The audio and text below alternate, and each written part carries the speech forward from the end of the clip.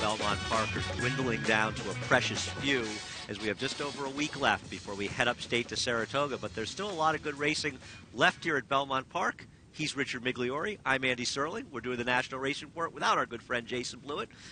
You know, we ran a very good race here at Belmont that'll have implications going towards Saratoga and perhaps the rest of the year. We also saw some interesting races around the country. All around the country, a lot of turf, and a big favorite goes down in flames at Delaware Park. And I thought she was vulnerable, and I know you did too. Yeah, well, we'll talk about the 3-year-old filly division. And once again, it's up in the air right now as the heavy favorite in the Delaware Oaks, which we'll see much later in the show, did not appear. But we're going to start out at Belmont Park with our Forbidden Apple. And I tell you what, Richie, I was very, very impressed with the winner, King Creasa. And I say that, having completely left this horse out, I did not respect him at all, and I paid the price. You know, it's interesting. There were a couple of early scratches, and it looked like the other main speeds in the race were out. And I thought, well, if King Creasa wins, he'll steal the race like he did in his previous start. Well, How Great had other ideas and kind of ran off with Cornelia Velasquez, and King Creasa rated very kindly and was very good because he took Reload's best shot and shook him off. No, I completely agree, Richie. I mean, I respect the attempt on How Great to take advantage of it. It feels like he got away from Cornelia, which doesn't happen too often, but it was really the case. He was a super long shot anyway. And when you watch this develop, you said, well, King Creasa is not going to be able to win. And Reload, who was probably a little overbet in this race, but he was getting another perfect trip. Javier did a great job getting the outside. I feel like, though, with Reload, whatever kept him away from the races for 15 months may have reared its ugly head in mid-stretch here. Well, the way he ran at him, you had to think, well, here comes the good Reload and it's over. And then he did kind of flounder in the stretch. Getting back to King Creasa briefly, though, Jose Ortiz did such an amazing job of riding the race from second position as though he was on the lead. Disregard How Great. Make sure you establish position where horses can't rush and push you in behind him. And basically, that was the key to his victory and his desire. This horse did not want to lose. I mean, he found another gear. I agree. And Jose was very calm on him until mid-stretch. He really doesn't start getting into him around the 8th pole. When he does that, it may be somewhat of a combination of Reload coming up a little bit empty, but he runs away from them. He got a 105 buyer. He wins this race by 2 1/4 lengths. As we said, he got a good trip, but it's not ideal circumstances for King Creasa, and nobody can accuse him, as I did last time, and you agreed, in basically stealing our poker. He did not steal this race. He won it fair and square. No, he earned this victory, and you know, you think back to a couple of years ago when Wise Dan was good. He was running good races against Wise Dan. Well, there's no Wise Dan this year, and why can't King Creasa lay claim to that division? I'll tell you something. You have to consider him one of the main horses, if not the horse to beat, going to the 4-star Dave, because he has that speed which can always make him dangerous. And if he shows in races like this that he can rate up other horses and still win easily, maybe more impressively, that makes him super dangerous. Well, yeah, you have speed, but you're not committed to the lead. That's a super combination. And I think Jose Ortiz really gets on with this horse. You could see there was no fight. The horse wasn't pulling. He was relaxed. He was settled. Wicked strong. Ran well on the turf. Didn't get the impression, though, that the turf moved him up. I think he's just because he's talented, he was second. I was going to ask you about him, so you're reading my mind. And it's interesting, Jimmy Jerkins had made comments before the race that he was thinking this very well could be a prep for the Whitney. The Whitney's coming up in Saratoga on August 8th, so it's 4 weeks away. Yep. It's perfect timing. And I'll tell you, he's been unlucky this year. The Excelsior, he didn't finish. He didn't break that sharply, but he didn't finish. However, he had no chance in the Met after the break. He didn't run badly in Florida. I don't see why he can't be in the Whitney discussion. Well, you know, it's funny. I talked to Jimmy the day before this race, and he talked about just wanting to change the horse's mind a little bit. Felt like he was training a little bit bored almost. And after the race, I talked to him yesterday, and he goes, well, now we're going turf to dirt. So the Whitney is what he has in mind. I think that's a great idea. He's definitely a player in there. And, of course, the Whitney, that along with the Travers, the two biggest races in Saratoga. For me, the Whitney is always my favorite race of the year. It comes up one of the top handicap races in the country every year, and this year looks to be no exception with this horse, Tonalist, Honor Code, and a number of others. Yeah, it's absolutely loaded, and we know that Wicked Strong, like Saratoga, 2 of his best races last year were there. Absolutely. He's looking to avenge that terrible loss he took in the Travers. We'll turn our attention to Arlington. Nice to get some races in at Arlington as they had their scheduled, their prep races for the Arlington Million. The Stars and Stripes, the Pizza Man, he is one neat horse, and he changed his running style quite a bit here. Yeah, I mean, extremely slow pace, although the course did take a lot of rain, I know, during the week especially. The Pizza Man, he delivered. He was in tight. He had no place to go, but this is the second year in a row that he delivered in the Stars and Stripes. He was able to extract him from between horses, get out in the clear, and appear to get a perfect trip. But when you consider, as you said, Richie, how slow the pace was, it wasn't an absolutely perfect trip. The Pizza Man's a horse. If you're a racing fan, you have to love horses like the Pizza Man. But I want to give a little love to Mike Maker.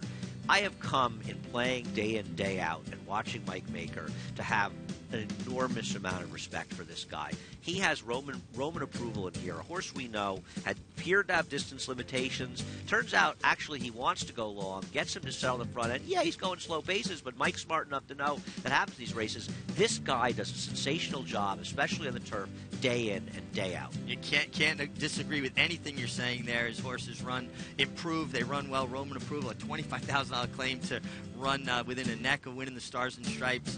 Let's give a little love to Calvados, the third-place finisher. He was unlucky.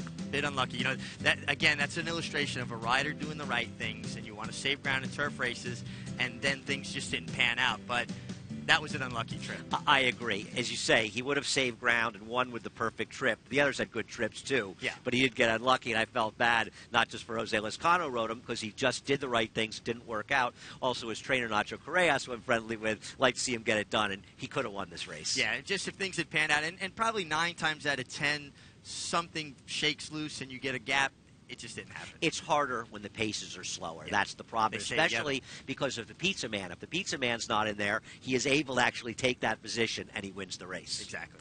We'll turn to the next race we'll look at down at Arlington. This is the Arlington Handicap. Both of these races are theoretical preps for the Arlington Million, maybe more so this race. Quiet Force. Mike Maker again gets it done with another horse that he has dramatically improved. You know, I think sometimes people think when the turf has some give to it, you're better off being on a deep closer. And I think actually the opposite. I think when you're closer to the pace and you keep your horse in your hands, you kind of help them get over the ground better. Quiet Force got a nice trip under Julien Leperoux. And Middleburg took him a little while to kind of get out from him behind the horse on the fence. Ran on. I thought he had his chance, though. He did. He's got a little hang in him. He always has. Up with the Birds was unlucky. I thought it was a bad situation of not getting your position going forward out of the gate, so get shuffled back to last, making a move between horses. I know you had some thoughts about it. Yeah, I mean, down the backside, I thought Drayden Van Dyke might have panicked a bit and kind of made a right-hand turn to kind of bull his way in a clear. And you never know how much that body contact takes out of horses, and he did flatten out in the last eighth of a mile. Drayden Van Dyke's very talented. He's also very young, and he's just now gaining more experience riding in different venues, and it's more difficult than people realize when you go into a place how different jockey colonies ride, and I think Drayden Van Dyke's inexperience showed up in this race. And especially against a colony that was probably laying in wait for him as well. He's going to have a big career against him, but it's the experience is only going to be good for him. No, he's a terrific young talent. But you also have to learn that when you're the big favorite, you have an X on your back, and you have to think about that going in, where you're going to get your position right away. You don't want to get in a spot where guys can take advantage of you. Yeah, it'll be interesting to see where they go with him, because I like Up with the Birds, and Graham Motion will do a good job with him.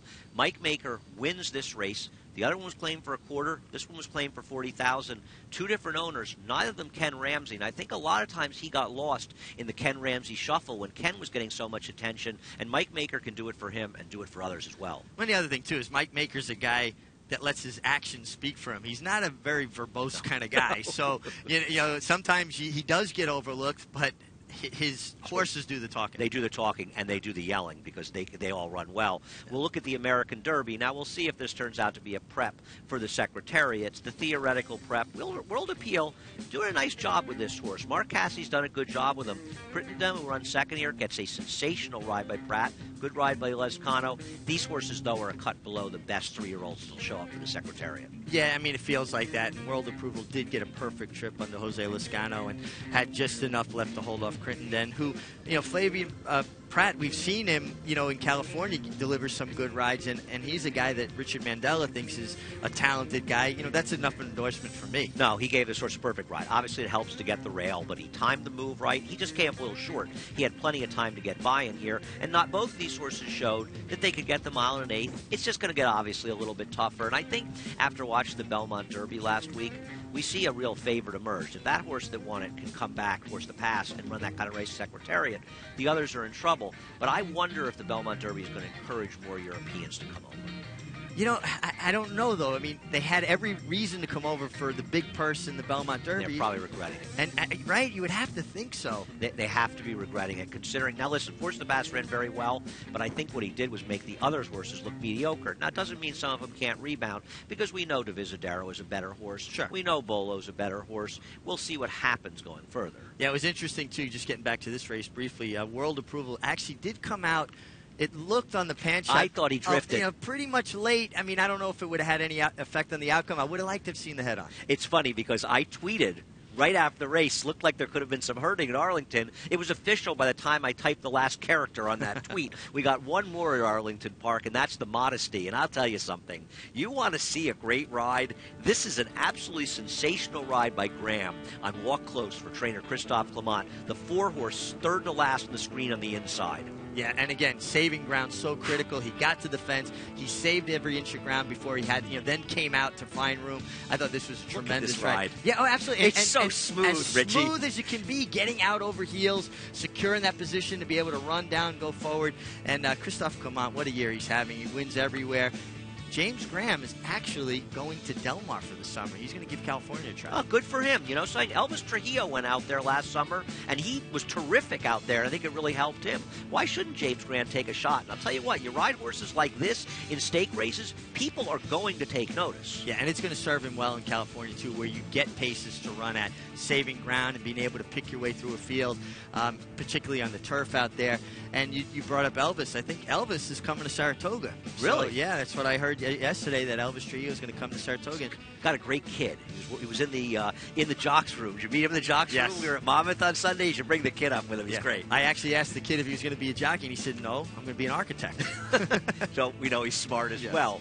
We've got a lot more action to come here on the National Racing Report now. Repose did not win the race. He does run for Juddmonte Farm. The winner, of course, was Walk Close for trainer Christophe Clement. The Northeast Recap in Delaware coming up. The number of races left to go on the National Racing Report.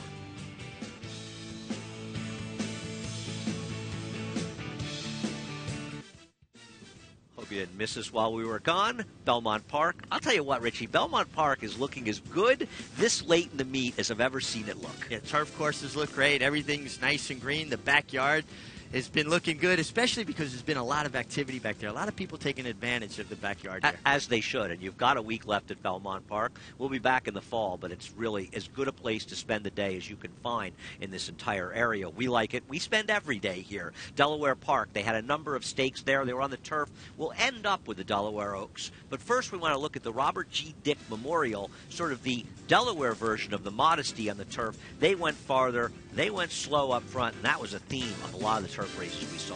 Man, I thought it was just an epidemic in New York. It seems like it's all up and down the East Coast where people are allergic to allowing horses to show speed in turf races. The winner, and how do you pronounce the name? I'll leave it to you. Yeah, whatever. K-Stick or whatever. Yeah. I believe the K-Stick is the name. K-Stick, I think. Great ride by Channing Hill, by the way, nursing her along for Tom Proctor. Yeah, a terrific ride by him. And when Queen's Parade showed up along the inside under Johnny Velasquez, it looked like he was going to get her.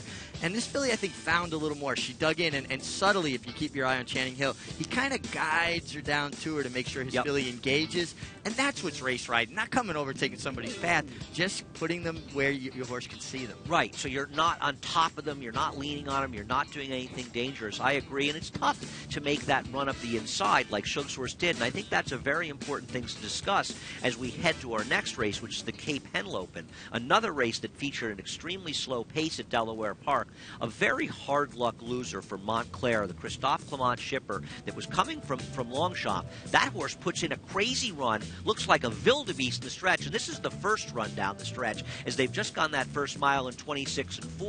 Now, this race, they went a mile and a half, so they went around 1.5 times, so hopefully we can pick it up maybe again. If you want, we can talk through it. They're going very, very slowly on the front end, a super long shot in front. Holiday Star is getting a terrific ride by Edgar Prado. Yeah, Edgar Prado was on his game and back to his old stomping grounds in Delaware.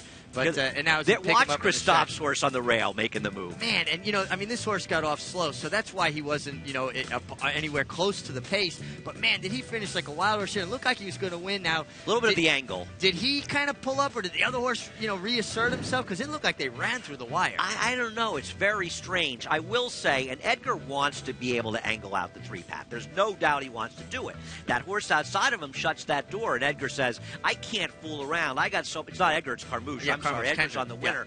Yeah. And he realizes, I can't do anything. I don't know, man, because it looks like he's going to blow by. Slow pace or not, this was weird. Yeah, it was a little weird, because this horse had all the momentum. I really think that Holiday Star with Edgar Prado got to wandering a little bit. When he caught sight of that horse, he kind of went, I've still got a job to do.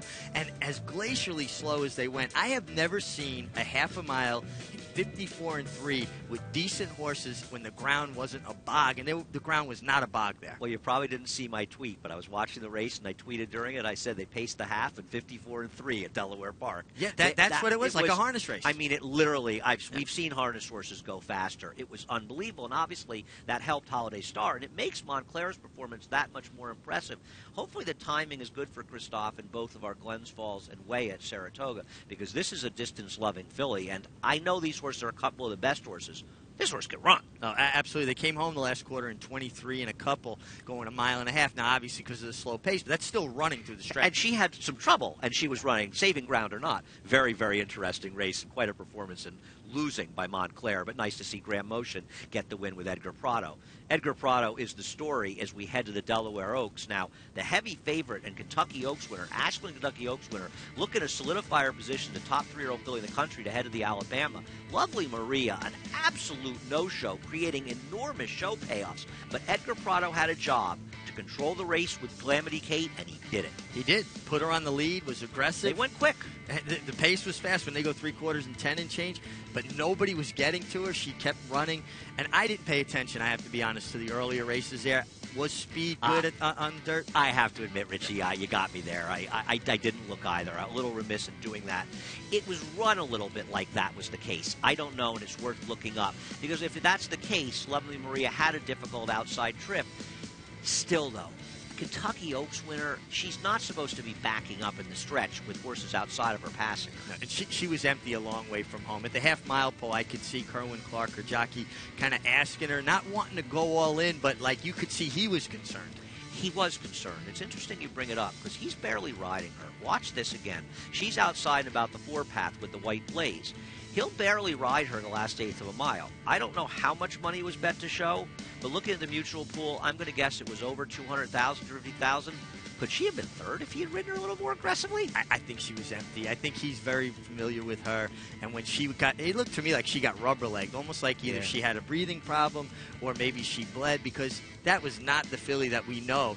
But give it to her, $110 winner that I know you liked off of her Acorn where she was eliminated at the break. I liked her a little in the Acorn. I saw her in here and had to bet a couple dollars just so I wouldn't drive myself crazy had she won the race. Right. She's a talented horse, and she's a horse that can go two turns. Now, whether or not she can get the mile and a quarter of the Alabama, we're going to see her there. And one thing we know, Speed can be very dangerous. Yeah, Speed is always dangerous. I don't know why people don't use it more. Well, this is a horse they're not afraid to use it with. We've got 3 races left, the National Racing Report. We're going to head down to Monmouth Park, a little more on the Mid-Atlantic when we come back on the National Racing Report.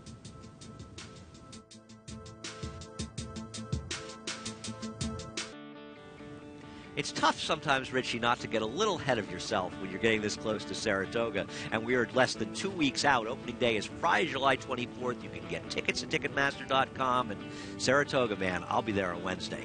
Well, I'm jealous. I'm really envious of you getting up there early. And you know what, though? It's good. You'll freshen up. You'll be ready to hit it hard because it is nonstop once the races start. No, it's a marathon up there, but it's a heck of a marathon. I'll tell you something.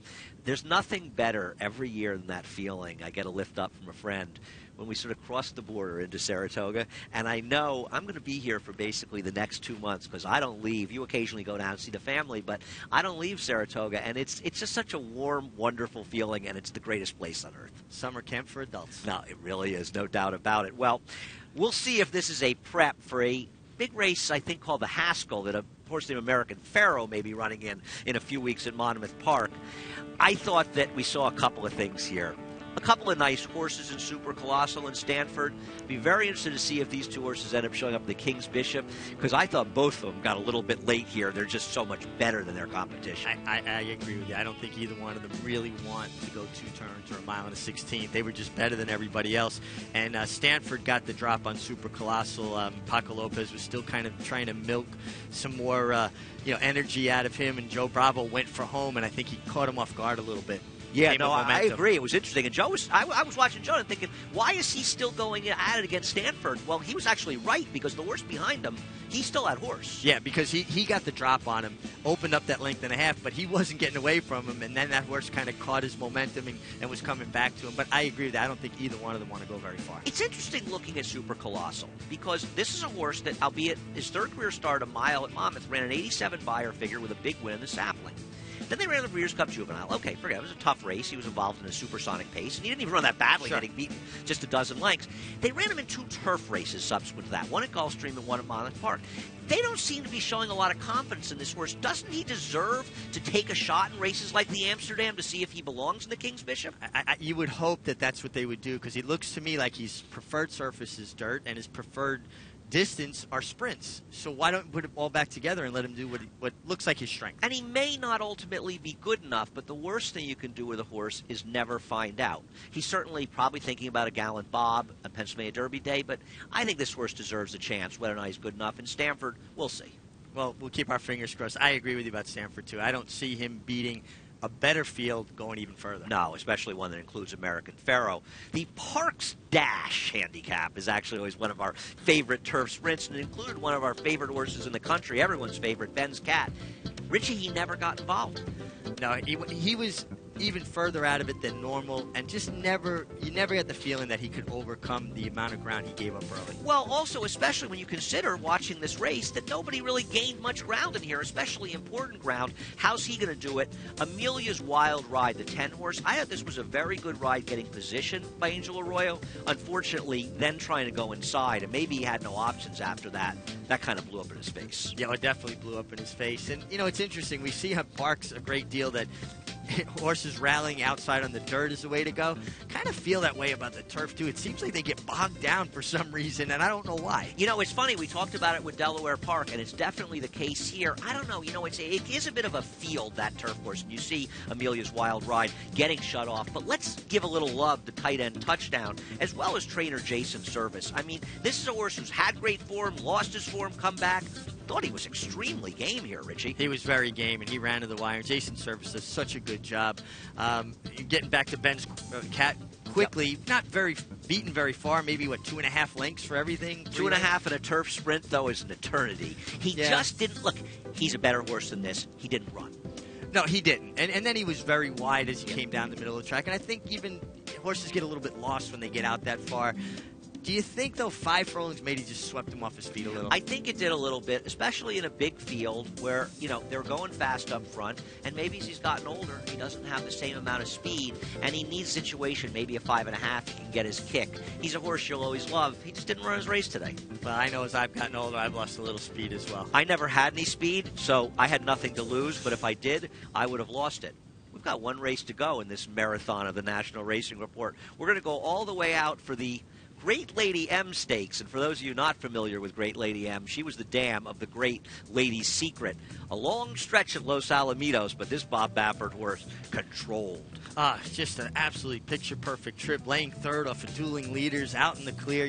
When you're a jockey, you're just licking your chops going, oh, how good is this? No, I mean, I was watching this race, and you see this horse sitting third on the turn, you think, boy, there's no better feeling to be involved. I mean, she won as she pleased. The stretch went on forever, but she was increasing her margin. It'll be interesting. It's only 3 weeks to the test. I imagine Bob's keeping her out west, but the thing is, there aren't that many options for 3-year-old filly sprinters out there, so he has to be thinking whether it's the test or perhaps the Prioress late in the meet at Saratoga. You would have to think so. I mean, and this filly, I think she belongs. She's got enough speed to get involved, but she's not committed to it. Why wouldn't she be tough in one of those races? I imagine she'll come. Bob says, he last about Saratoga, and Bob jokes around a lot, and obviously things didn't go well for Bayern, and he's had some losses, but he did win the Travers with Point Given. He won the Alabama with Silver Bullet Day. He's had some big wins in our races throughout the year. Bob Baffert's not afraid to ship to Saratoga. He just likes to joke that he doesn't want to go there. Well, maybe he should just bring along a little horse named American Pharaoh with him. I mean, like to see him in the Spa City. But what about the thought process with Warren's Veneta turning back like that? You know, it's such an odd race to have run her in at 6.5 furlongs. Obviously, it didn't work out. I guess they clearly don't want to ship to Saratoga. I don't know what the schedule is out at Del Mar, but clearly there must not be a race immediately. Or is she afraid? I can't beat Beholder. You should never be afraid of one horse, and Beholder, you never know if she'll end up showing up. I was just surprised to see her turn back to 6.5, and she seemed like she found her niche, wanting to go further. I just didn't really quite understand it. I like turnbacks. 6.5 against these kind of horses was a surprising turnback.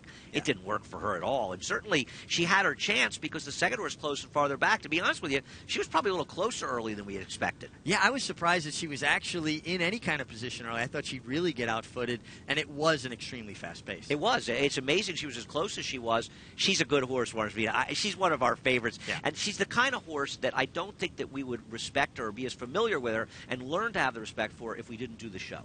Oh, no. That's what brought her on our radar. I mean, she's a filly that has been consistent and run consistently. Yeah, no, it's so good and fun to watch these races from out of town because we love horse racing. Obviously, we are loyal to New York racing, but Sure. It's a misnomer that we don't like horses all around the country. It's great to watch the good horses and be familiar with all these horses, and especially with a time when you head to the Breeders' Cup and they all come together at the end of the year. I am not region biased. No, absolutely. A good horse is a good horse, and a good horse can run anywhere, and we saw an awful lot of good horses this weekend. We're going to see more good horses next weekend. I won't be here. Richie will be here with Jason, who comes back from vacation on Wednesday. Of course, Maggie Wolfendale also is with us at Belmont Park. We're not far away from Saratoga. I'll tell you, Richie, there's a lot to look forward to this summer and this coming year. Yeah, I'm excited, and the year's been going by very fast. Let's hope Saratoga slows down a little. We'll see. I just hope the racing stays as good as it's been. Thanks for staying with us here on the National Racing Report. We'll see you all again very soon.